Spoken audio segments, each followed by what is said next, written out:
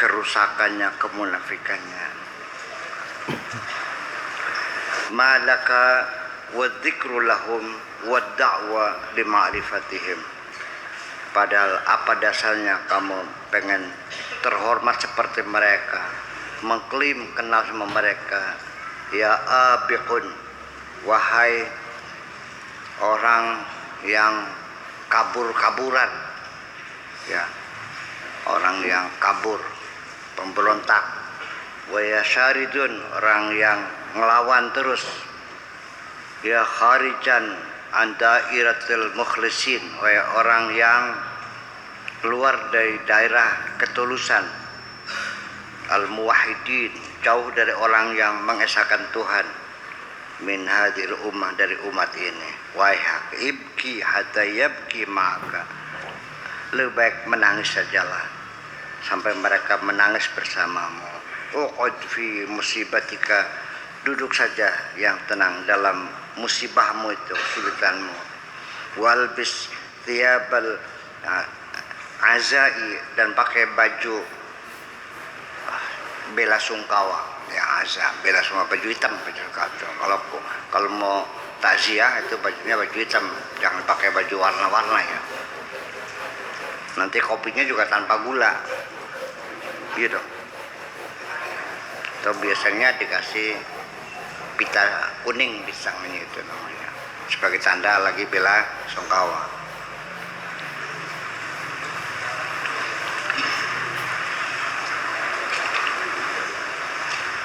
Hatta yaqudu maka anta, sampai betul-betul duduk anta yaqudu maka, sampai ia duduk bersamamu.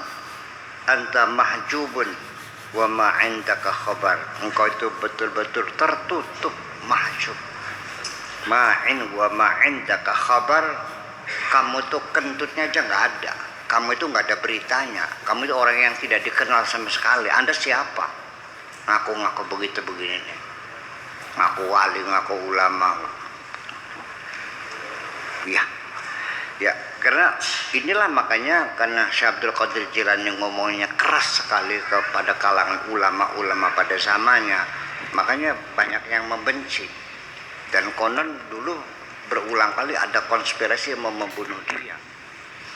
Nah, setelah mati baru ketahuan, oh jadi itu tuh wali. Ya wis, terlambat. Udah kelewat sudah. Iya, biasa.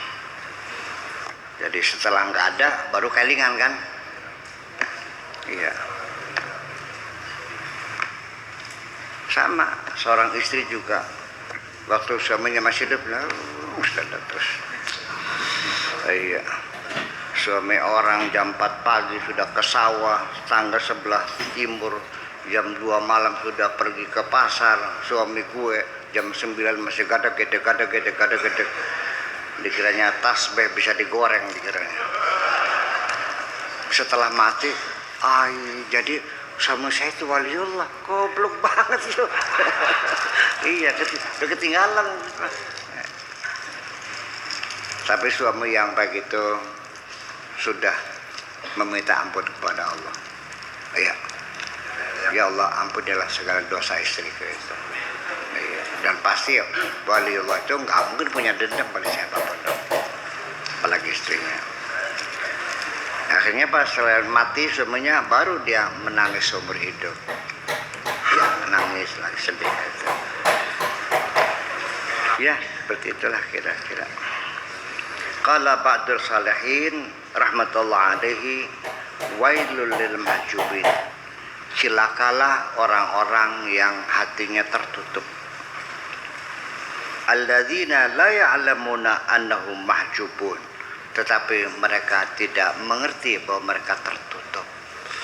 Kasihan banget orang-orang yang bodoh itu, yaitu orang-orang yang bodoh tapi tidak mengerti mereka bodoh. Ya, orang tersesat tapi tidak mengerti mereka tersesat. Ya, orang-orang yang hatinya tertutup tapi tidak sadar hatinya tertutup. Dikiranya selama ini lagi mendapat hidayah dari Allah Subhanahu wa ta'ala, padahal dalam keadaan tersesat jauh. Iya. Semua yang dilakukannya dikiranya semuanya pahala semua. Padahal malaikat rokib atidnya menulisnya dosa. Ini itu pahala ada. Ya. Sholatnya pahala, malaikatnya nungging. Idenya sodakoh, dikiranya para sodakoh, malaikatnya kejahatan, memperbudak orang lain dengan kebaikannya. Menolong orang kebaikan, malaikatnya karma. Begitu dibuka hanya dosa semuanya itu.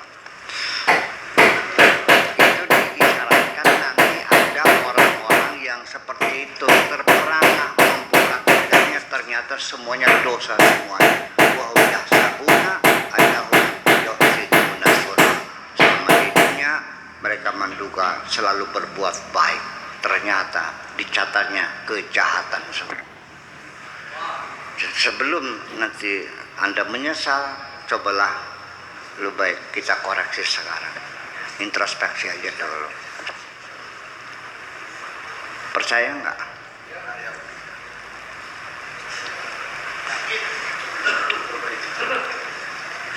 Nih, infak ada 5.000, 10.000, 2.000 kan gitu. Ya kan?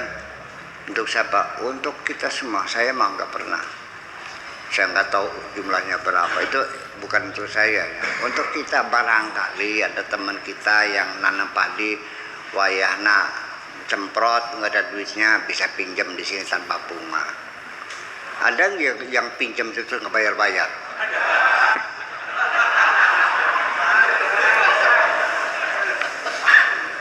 Terus gimana? Mau diapain gitu tuh? Dipecel tadi sate.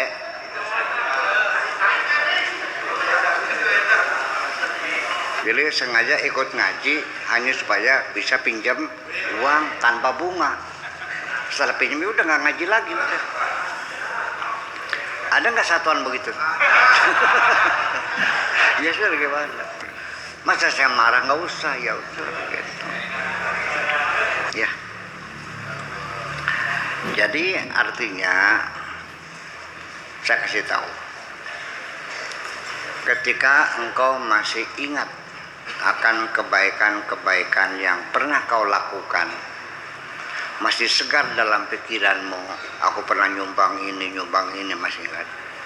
Selagi kebaikanmu masih kau ingat, berarti amalmu belum diterima oleh Allah.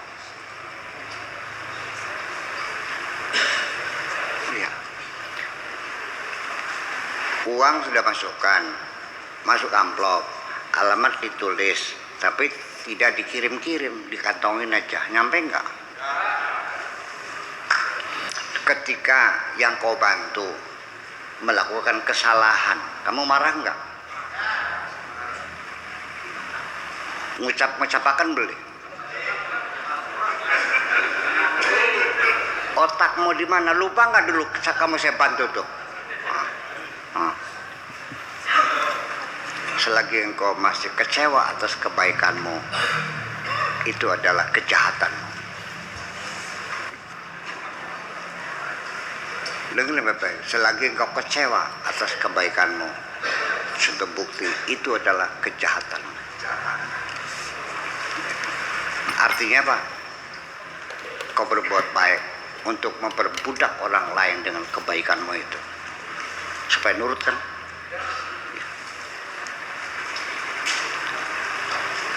Belenggu pakai rantai, ya kan? Dengan cara apapun bisa lepas.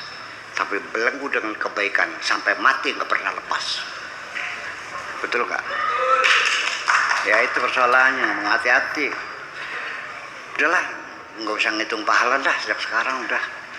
Masih mending ngitung dosa aja. Iya, lebih nyaman ngitung dosa kok.